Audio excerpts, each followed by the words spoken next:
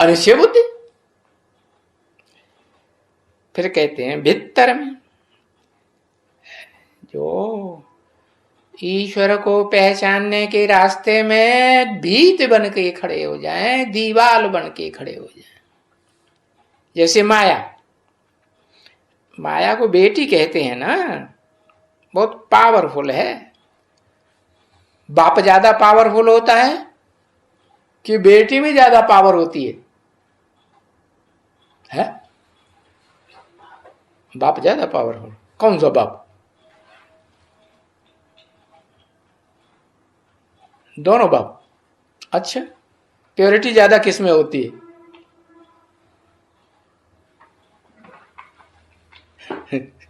दोनों बाप में प्योरिटी ज्यादा होती है, हैं? हाँ, बेटी में ज्यादा प्योरिटी होती है। और जो बाप है मनुष्य सृष्टि का, उसमें उतनी प्योरिटी होती है? होती है? प्योरिटी होती है तो कोई कहेगी ये बेटी कहां से आ गई? आई या नहीं आई? है द्वैतवादी द्वापर युग से आई, ये सतयुग में थी? द्वापर युग से आई। तो देखो वो बेटी बहुत पावरफुल हो जाती है।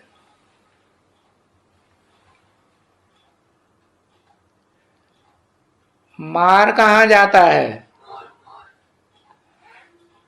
ये मार कहा, मोर कहा जाता है। जब मोर अभी बन गया, भ्रष्ट इंद्रियों की याद तो नहीं आती है? भ्रष्ट इंद्रियों की याद आती है पुरुष तन है कि स्त्री चोला है।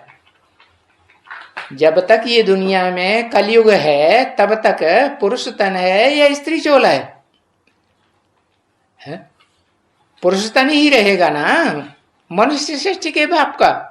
ओहो, नारायण जब बनेगा तब उसे कहेंगे नारायण, जिसको सारा जीवन में एक सेकंड भी है ज्ञान जल से बाहर ना आए, तब कहेंगे आदि नारायण।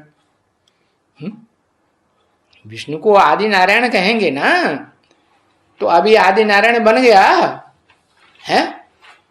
नहीं बन गया कि बन गया है? आदि नारायण बन गया। अच्छा, दुनियादारी याद नहीं आती है?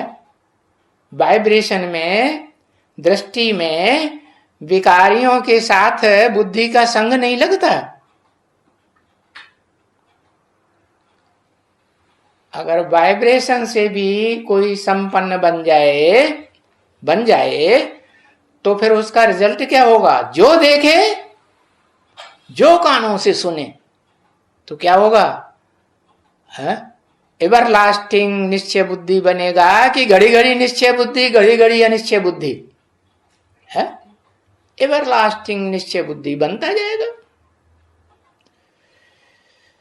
तो देखो, पहले तो कहते थे, समझते थे सृष्टि के आदि में कि एक व्यापी है। सभी ने समझा इस मनुष्य सृष्टि में कोई ऐसी आत्मा रह जाती है जो ये बात को न समझे है? समझेगी, जानेगी तो याद भी करेगी। क्या कि वो निराकार और साकार का मेल है, वो एक ही है कि दो अलग अलग हैं? एक ही है। इसीलिए शिव और शंकर को मिलाकर एक कर देते हैं। तो देखो, ये जो ठिक्कर भित्तर में कह दिया है, वो इतनी अवस्था कम हो जाती है और अवस्था नीचे गिर जाती है तो क्या बोलते जाते हैं, ग्लानि ही ग्लानि करते जाते हैं। तो ग्लानि ही तो कहेंगे ना। तो बाप आकर के ये बातें बताते हैं